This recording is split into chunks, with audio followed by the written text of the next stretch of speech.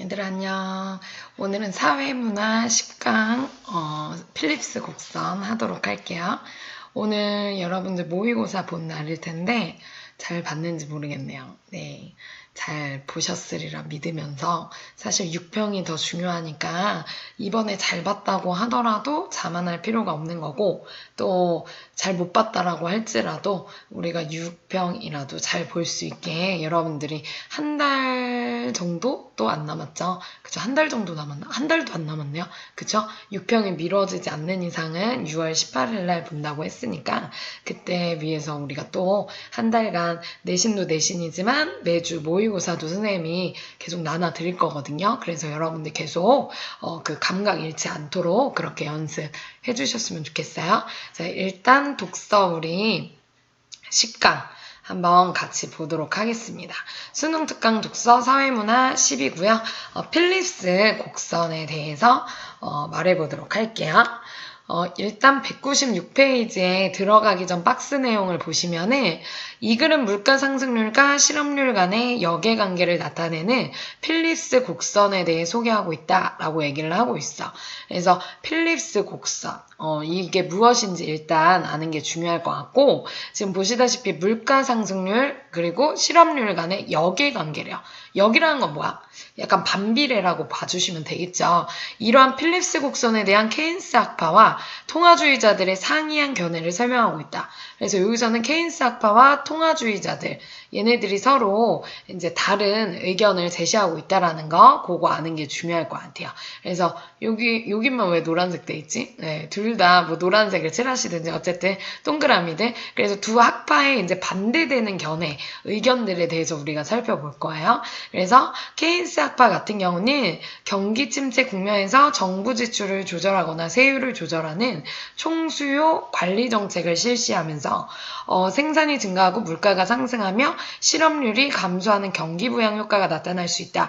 한마디로 케인스 학파는 총수요를 높이자라는 걸 주장한 사람이에요. 그래서 이러한 결과로 나타나는 곡선이 이제 우하양.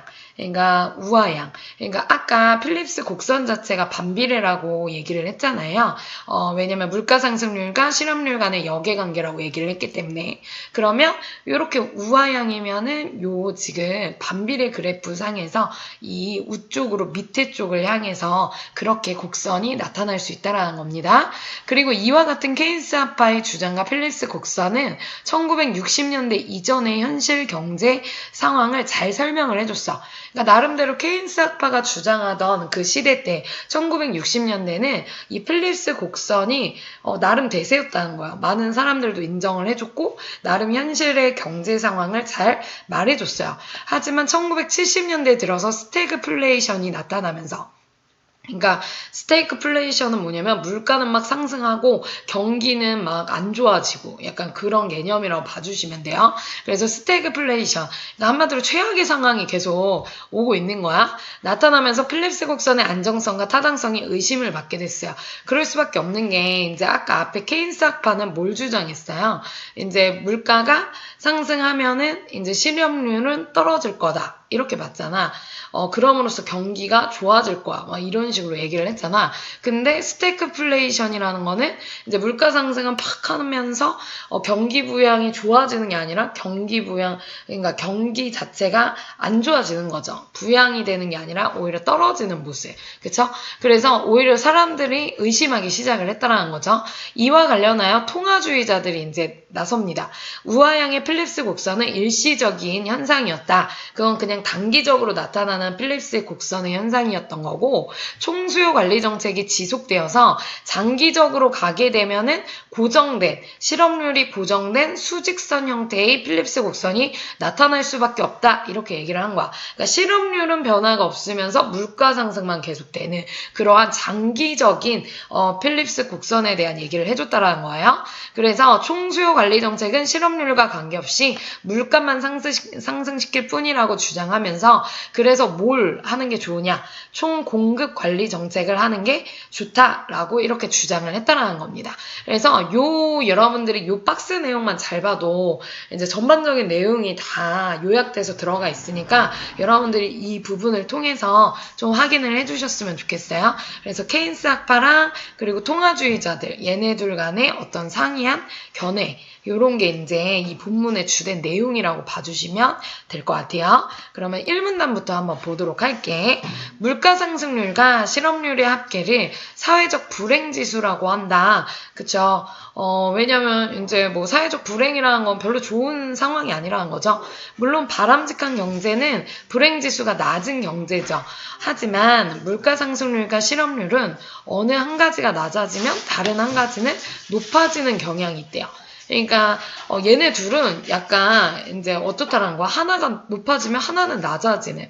그러니까 역의 관계라는 거죠. 우리가 아까 앞부분에서 요약된 부분 보기는 했지만 그래서 영국의 경제학자 필립스라는 사람은 1866년부터 1957년까지 영국의 그 실업률과 명목 임금 상승률 사이의 관계를 분석한 결과 두 변수 간의 상충 관계가 있다는 사실을 발견했대요.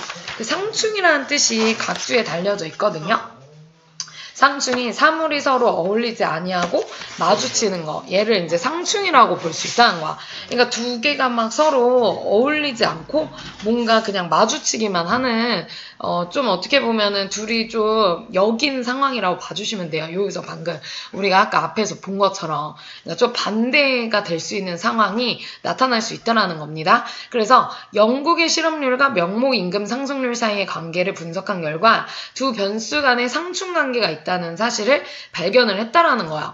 그리고 명목 임금 상승률과 물가 상승률이 비례 관계에 있다는 사실을 바탕으로 명목 임금 상승률을 물가 상승률로 대체해서 자 얘네 둘이 비례 관계에 있기 때문에 얘네 둘을 비슷하게 보고 얘로 대체를 할 경우에 실업률과 물가 상승률 간의 역의 관계를 나타내는 필립스 곡선을 만들 수 있다는 겁니다. 그래서 우리가 앞부분에서 이미 맛을 본 것처럼 실업률과 물가 상승률 얘네들은 역의 관계로서 볼 수 있다라고 필립스 곡선이라는 걸 만들었다는 거예요. 이 곡선은 곧 물가 안정과 완전 고용의 동시 달성이 어렵다라는 거를 보여주고 있다. 그러니까 사실 물가도 안정되면서 또 고용도 안정적으로 되는 거, 완전한 그런 고용의 상태가 되는 게 쉽지는 않나요. 그쵸? 왜냐면 물가 상승률과 실업률 같은 경우에 얘네가 서로 역의 관계라는 거는 물가가 상승하면은 실업률은 떨어지고 물가 상승이 떨어지면은 물가가 떨어지면은 실업률은 올라가고 이런 식으로 역의 관계이기 때문에 이 두 마리 토끼를 다 잡는 게 사실 쉬운 일은 아니라는 거죠. 그래서 1문단의 내용은 필립스 곡선이 나타나게 된 배경에 대한 얘기였습니다. 자, 2문단 가볼게요. 이러한 점에 기초하여 케인스 학파는 자, 맨 처음에 이제 케인스 학파의 의견이 나오는 거예요. 완전 고용의 대가로 약간의 물가 상승은 감수해야 한다. 라고 보면서 총수요 관리 정책을 내세우게 됩니다. 수요라는 거는 뭔지 아시죠? 이제 공급과는 다른 거잖아. 뭔가 계속 필요로 하는 거. 그쵸? 그래서, 이때 총수요 관리 정책이란 뭐냐? 정부의 지출을 조절하거나 세율을 조절하는 경기 조절 방식을 의미할 수 있다. 경기 침체 국면에서 실업 구제를 위해서 정부가 대규모로 토목공사를 발주하거나 세율을 낮추는 거. 이런 것들이 이제 구체적으로 총수요 관리 정책에 들어갈 수 있다라는 겁니다. 그렇죠? 아무래도 너무 경기가 침체되어 있는 가운데 이제 실업자들을 좀 살려주기 위해서 정부가 뭐 대규모로 토목공사를 일부러 일을 만든다라는 거죠. 아니면 세금을 좀 낮춰준다든지.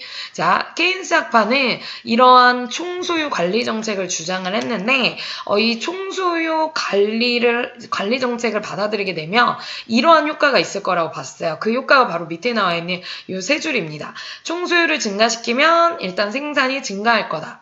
그리고 노동자, 실업자의 수입, 이 돈이 많이 생기고 구매 의욕이 막 불타오를 거래요. 뭐 돈이 생기면 당연히 물건을 사고 싶은 의욕이 생기겠죠. 그러다 보면은 이제 워낙 이제 인기리에 구매욕이 막 생기게 되면은 물가 상승이 나타나게 되고 자연스럽게 이 경기 침체됐던 이러한 상황이 좋아질 거라는 거야. 경기가 부양될 거다. 되게 활성화될 거다. 이렇게 보고 있어요.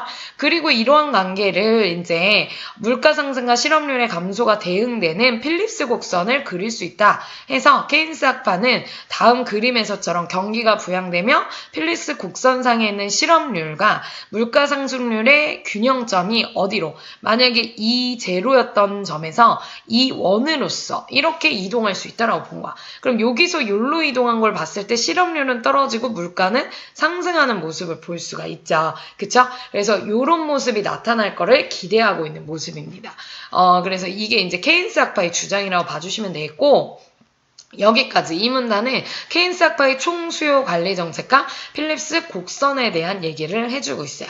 그쵸? 그래서 지금 그래프상으로 보면은 지금 가로축이 실업률인 거고 세로축이 물가 상승률. 그쵸? 그래서 요 그래프를 설명해주는 부분이 요 밑에 지금 문장들이잖아요. 그래서 보시다시피 E0가 이제 하나의 뭐라고 볼 수 있어. 이 곡선상에서 어떤 균형점이었다면 얘가 E1으로 올라간다라는 거는 이제 실업률은 떨어지면서, 그쵸? 이쪽으로 이동했으니까 떨어지면서 물가는 올라가는 모습으로 볼 수가 있겠어요. 그쵸? 그래서 이건 케인스 학파가 주장한 총소유 관리 정책을 했을 시에 이런 모습이 나타나서 경기가 부양될 수 있다라고 본 거예요.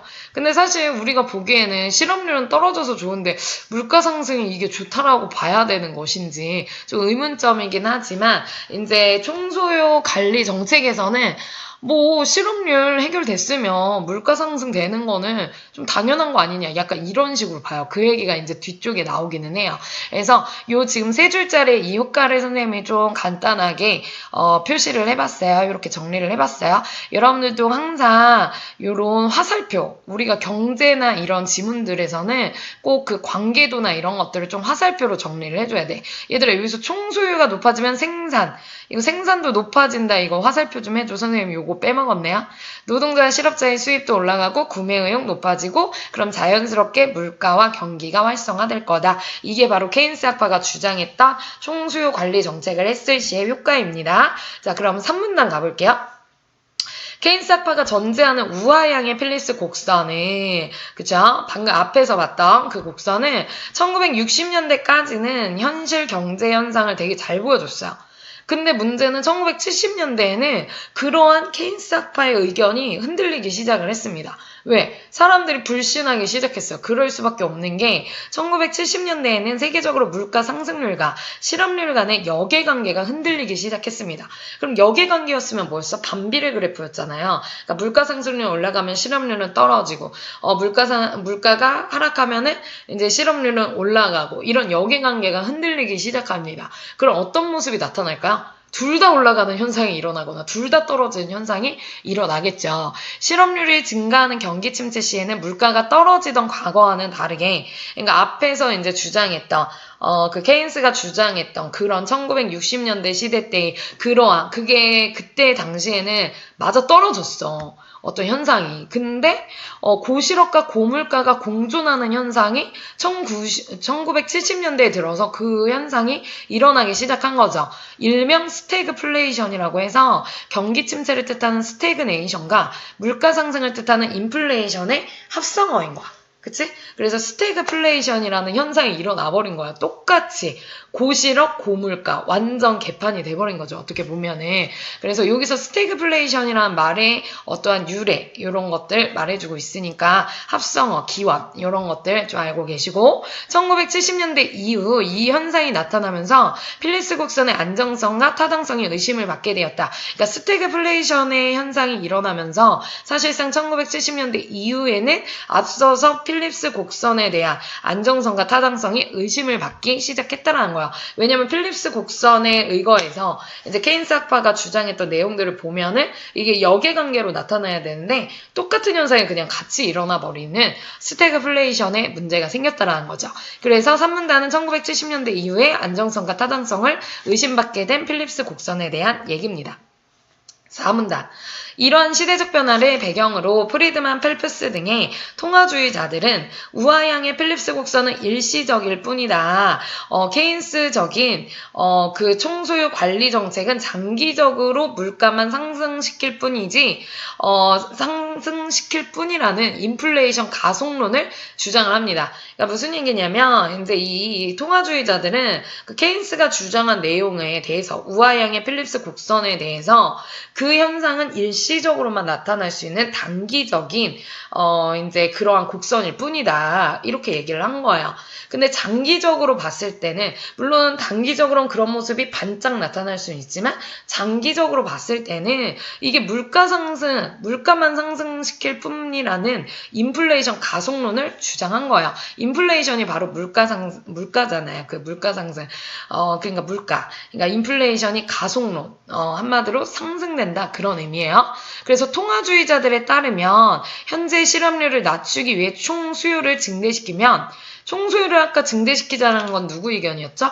케인스 학파의 주장이었잖아. 총수요를 증대시키면 경제주체 기대에 의해 국민 총생산이 증가하고 실업률은 감소하며 물가 상승이 나타나는 단기적인 필립스 곡선은 성립될 수 있어요. 그쵸? 어떻게 보면은 앞서서 케인스가 얘기한 현상이 일어날 수는 있어. 근데 그건 반짝이라는 거야. 그건 일시적일 뿐이다라고 통화주의자들은 이야기를 합니다. 장기적으로 보면은 사람들이 물가 상승을 인식하여 소비를 줄이게 된다라는 거야. 너무 물가가 비싸지니까 투자도 줄이게 돼요. 그러면 물가 상승에 적응하게 돼. 나름대로. 물가 상승했구나. 그럼 내가 소비를 줄여야지. 이게 나름대로 적응이 되는 거야. 그러다 보니 실업률은 총수요 관리 정책 시행 이전의 자연 실업률 수준으로 그냥 복귀된다라는 겁니다. 그쵸? 그러니까 사실 요 부분은 어떻게 보면 앞서서 케인스가 주장한 내용에 대한 이제 반박이 될 수 있어. 네가 말한 건 그래 단기적으로는 나타날 수 있는 현상이지만 장기적으로 봤을 땐 결과적으로 도루묵이 될 수 있는 현상이다. 그 얘기야. 즉 그림에서 단기 필립스 곡선에 의해 2제로에서 2원으로 자 그림을 선생님 갖고 와볼게. 자, 보니까 우리가 이거 아까 앞에 케인스 학파가 주장했던 부분이었잖아. 아니, 그 필립스 곡선에서 본 부분이었잖아요.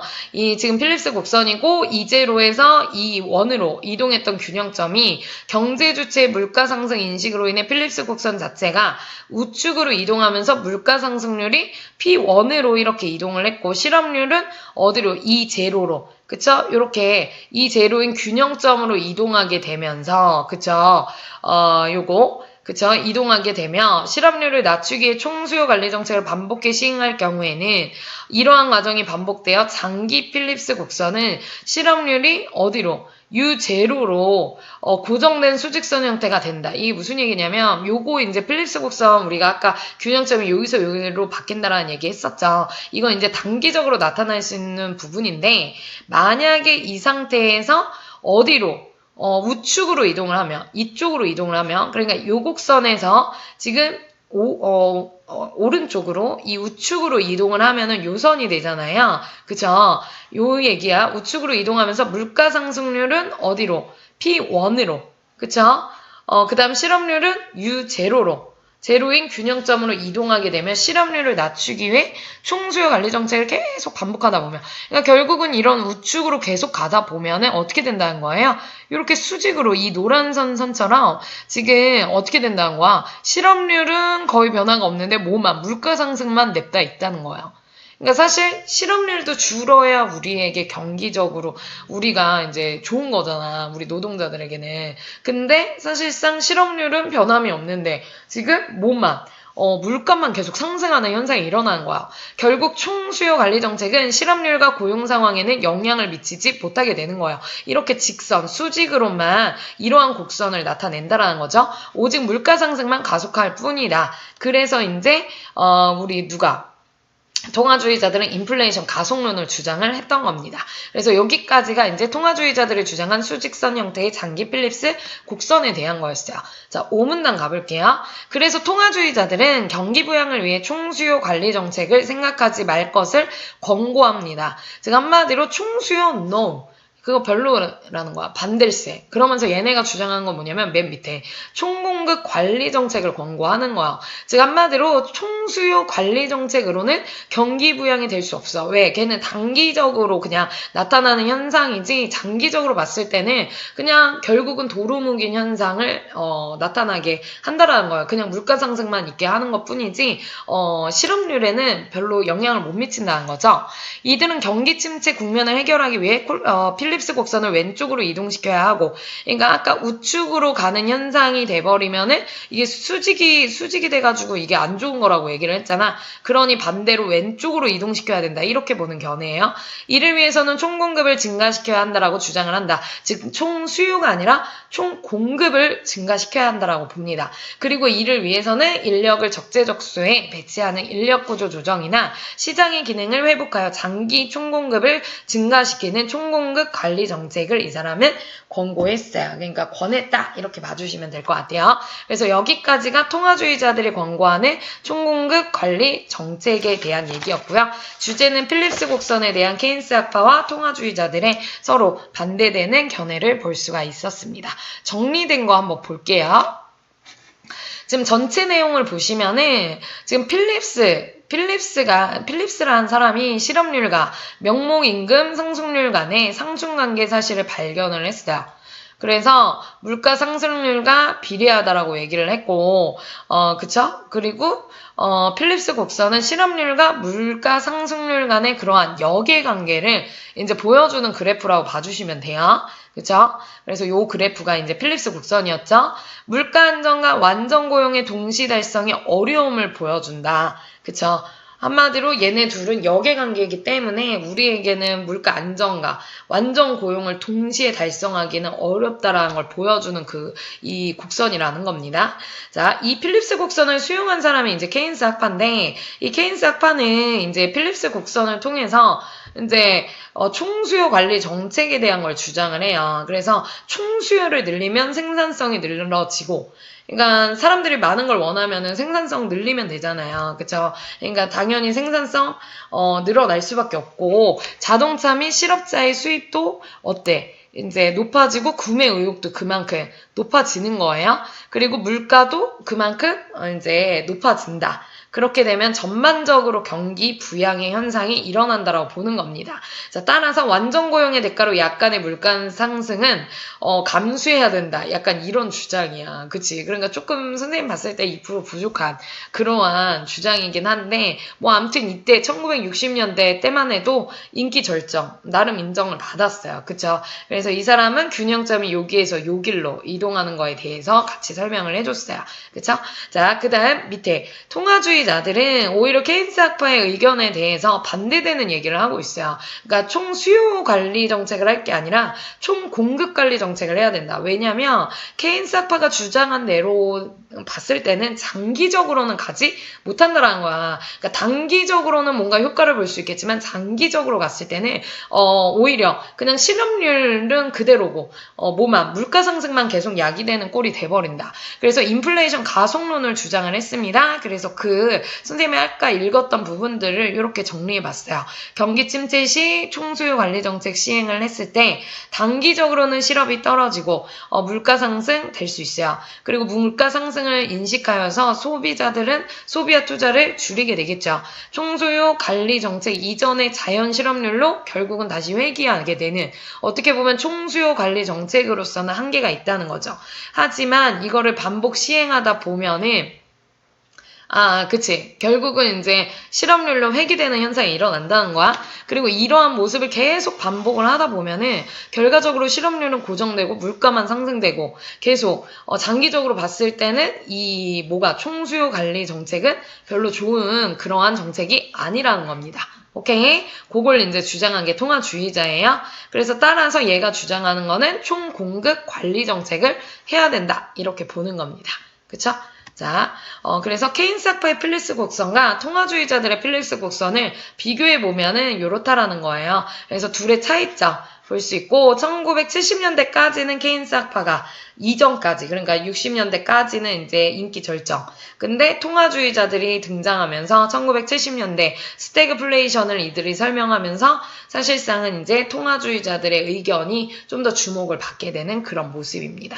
그쵸? 그래서 둘의 차이 정도 구분하시면 될 것 같아요. 조금 어려울 수 있는 지문이지만 오히려 막 계산하고 이런 건 아니라서 오히려 여러분들이 그냥 지문 자체를 이해하기에는 괜찮을 것 같아요.